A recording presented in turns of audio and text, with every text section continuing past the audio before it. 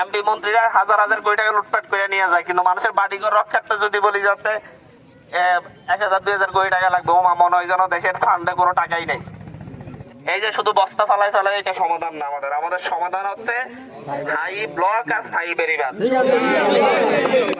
এখন অনেকে আছে মানে এলাকায় থাকে আর ফাপড়বাজি করে, কিভাবে কোন কাজ আইবো আইসা লুটপাট করে নিয়ে যাইবো। সংসদে দাঁড়াই বলছিলাম যে এটা আমাদের হাতে আর বাঁচা রাখবো, মানুষগুলো বাঁচান। এখন সরকারেরও সীমাবদ্ধতা থাকে, চাইলে যে একসাথে সবকিছু দিয়ে দিতে পারে তাও না। আমরা গত বছর কিছু জায়গায় কাজ করেছি, এই বছর কিছু জায়গায় কাজ করতেছি, কিন্তু আমাদের আলটিমেটলি হচ্ছে আমাদের এটা সমাধান না। এই যে শুধু বস্তা ফালাই ফেলাই এটা সমাধান না, আমাদের সমাধান হচ্ছে স্থায়ী ব্লক আর স্থায়ী বেড়িবাঁধ। স্থায়ী ব্লক আর স্থায়ী বেড়িবাঁধ। আমি সরকারকে বারবার বলছি, এখনো বলতেছি, আমাদের 2টা প্রজেক্ট রেডি আছে। একটা হচ্ছে কয়েকদিন আগে এখানে করে গেছে, অফিসারদেরকে পাঠাইছি, পরিমাপ করে গেছে নতুন ভাবে। আমাদের একেবারে সুকসরের এই মাথা থেকে একেবারে বাংলা বাজার পর্যন্ত আমাদের উত্তর পার, হাতের উত্তর পার পুরোটা স্থায়ী ব্লক এবং বেরির জন্য। এবং বেরি তো নিজম দ্বীপে যেভাবে দেখছেন রাস্তার 2 পাশে যেভাবে ব্লক দিছে, এইভাবে ব্লক দেওয়ার ডিজাইন করা আছে আর কি। আমাদের এই প্রজেক্টের জন্য 2200 কোটি টাকা চাওয়া হয়েছে। সরকার একবার কাটা ছাড়া করে এটাকে 800 কোটি টাকা টানছিল। আমি বলছি যে হচ্ছে 800 কোটি টাকা হবে না, কারণ এখানে আমরা সর্বোচ্চ গেলে 3 কিলোমিটার ব্লক করতে পারবো, কিন্তু আমাদের একসাথে পুরোটা লাগবে না হয় আবার 10-15 বছর দিবে না। তো এটা আবার নতুন করে আমার আবেদনের প্রেক্ষিতে নতুন করে তদন্ত করছে এবং তারাও রিপোর্ট দিছে যাচ্ছে এখানে 11.5 কিলোমিটারই লাগবে।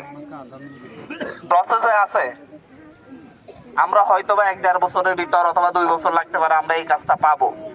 কিন্তু আমি এটাও বলছি যদি এই কাজ যদি না পাই, এটা যদি দিতে যদি গড়িমসি হয়, আমাদেরকে মানে টাকা দিতে গেলে সরকারের লুটপাট তো করে, এমপি মন্ত্রীরা হাজার হাজার কোটি টাকা লুটপাট করে নিয়ে যায়, কিন্তু মানুষের বাড়িঘর রক্ষার্থে যদি বলি যাচ্ছে 1000-2000 কোটি টাকা লাগবে, ওমা মনে হয় যেন দেশের ফান্ডে কোনো টাকাই নেই, এই ভাবটা ধরে। তো আমি বলছি যে এই যে জাহাজটা যা দেখেন না এগুলা কিন্তু হচ্ছে পুরোটা কিন্তু হচ্ছে পুরো বাংলাদেশের অর্থনীতি কিন্তু হচ্ছে আমাদের এই চ্যানেল। আমি বলছি যে নৌকা দিয়ে আমরা আত্মীয় সব মানুষ মিলে এটা বন্ধ করে দেবো। আমার কথা ভালো লাগতো না, কারণ আমাদের এখান থেকে আপনারা হাজার হাজার কোটি টাকার ব্যবসা করবেন, বাংলাদেশে হাজার হাজার কোটি টাকা ট্যাক্স নিবেন, কিন্তু আমাদের বাড়িঘর চলে যাবে, এটা তো হইতে পারে না। এটা হইতে পারে? অনেক সরকারি দলের নেতারা অনেক ক্ষমতায় ছিল, বিরোধী দলের নেতারাও ছিল, আদায় করার মানসিকতা জানতে হইব। সরকারি দল কি বস্তা আনতে পারছে? পারছে? ফেরি আনতে পারছে? মেইন রোড করতে পারছে? একের বাজার রাস্তা করতে পারছে? সুকসরের রাস্তা করতে পারছে? এই যে সরকিং এ যে 5-10টা রাস্তা একসাথে বড় বড় রাস্তা কাজ হইতেছে, এটা কি করতে পারছে?